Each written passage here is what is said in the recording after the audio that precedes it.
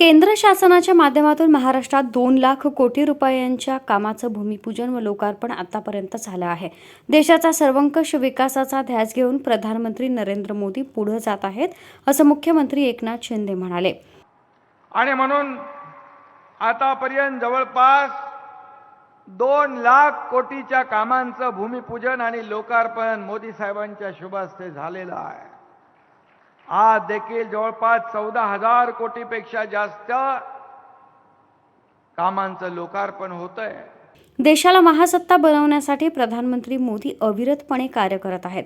तोच आदर्श घेऊन आपले सरकार सुद्धा गोरगरिबांच्या विकासासाठी काम करत आहे. राज्यात नवीन विकास योजना आणण्याचं महत्त्वपूर्ण काम मोदी यांनी केलंय.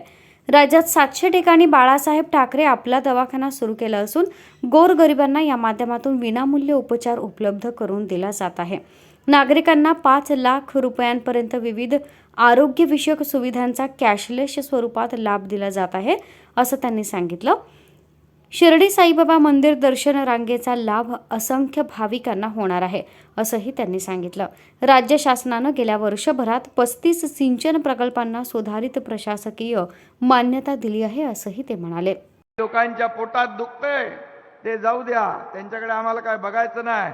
ज्यांची पोटदुखी आहे त्यांच्यासाठी देखील बाळासाहेब ठाकरे आपला दवाखाना या राज्यात 700 ठिकाणी विनामूल्य सेवा करून टाकला आहे. आणि म्हणून आता या शिर्डीमध्ये भाविक भक्त देशातून परदेशातून येतात.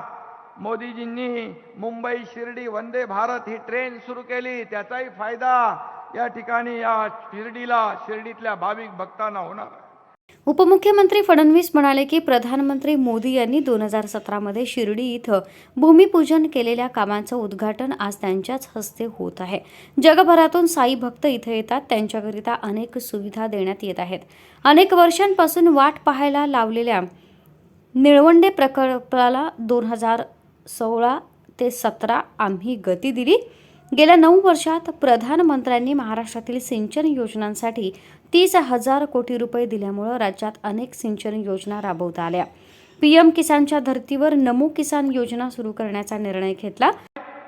कि निळवंडे सारखा प्रकल्प प्रधानमंत्री जी इसकी शुरुआत मेरे जन्म से भी पहले हुई थी. मेरा जन्म भी निळवंडे के बाद हुआ और आज उसका उद्घाटन आपके हाथों से हो रहा है.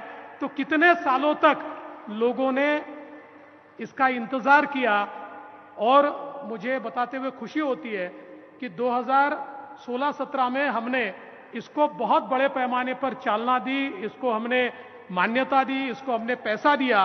और मैं विशेष रूप से राधाकृष्ण विखे पाटिल जी और मधुकरराव पिचड़ जी का आभार व्यक्त करता हूं. वे उस समय विपक्ष में थे, लेकिन बावजूद उसके उन्होंने पूरा सहकार्य किया, इसलिए हम उसको कर पाए. और आज हमारे शिंदे जी के नेतृत्व में उसका भी उद्घाटन आपके हाथों से हुआ है. और मैं ये बताना चाहता हूं कि आदरणीय प्रधानमंत्री जी ने पिछले 9 सालों में महाराष्ट्र को सिंचाई के लिए 30,000 करोड़ रुपए दिए. इसलिए महाराष्ट्र में सिंचाई के इतनी परियोजनाएं हम लोग यहां पर कर पाए. आज एक और हमारे लिए बहुत ही सुखद दिवस है कि हमने प्रधानमंत्री जी से प्रेरणा पाकर जिस प्रकार से किसानों को मदद मिले, इसलिए 6,000 रुपया किसान सम्मान निधि वो देते हैं. महाराष्ट्र ने भी तय किया कि हम लोग नमो किसान सम्मान निधि यहां पर शुरू करेंगे और 6,000 रुपया हमारे किसानों को उन्हीं के हाथों से हम लोग यहां पर देंगे. आज उसकी भी शुरुआत हमारे प्रधानमंत्री जी के हाथों से हो रही है. महाराष्ट्राचा 50% भाग अवर्षणग्रस्त आहे. पश्चिम वाहिनी नद्यांचे समुद्राला मिळणारे पाणी गोदावरी नदीपात्रात वळते करून मराठवाडा सुजलाम सुफलाम करू शकतो.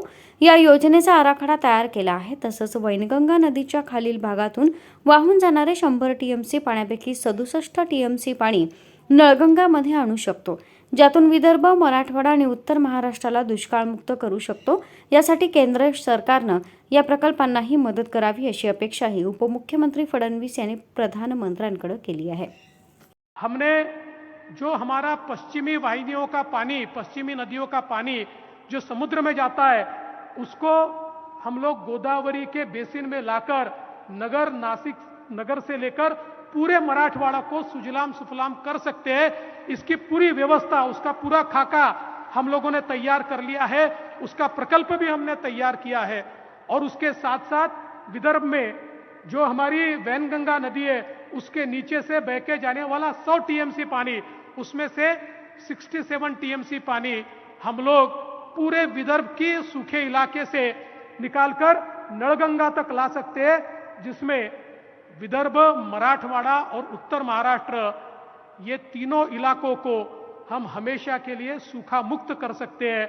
मैं आपसे इतना ही निवेदन करना चाहता हूं, आप आशीर्वाद दीजिए। आपने इससे पहले हमेशा हमको मदद की है,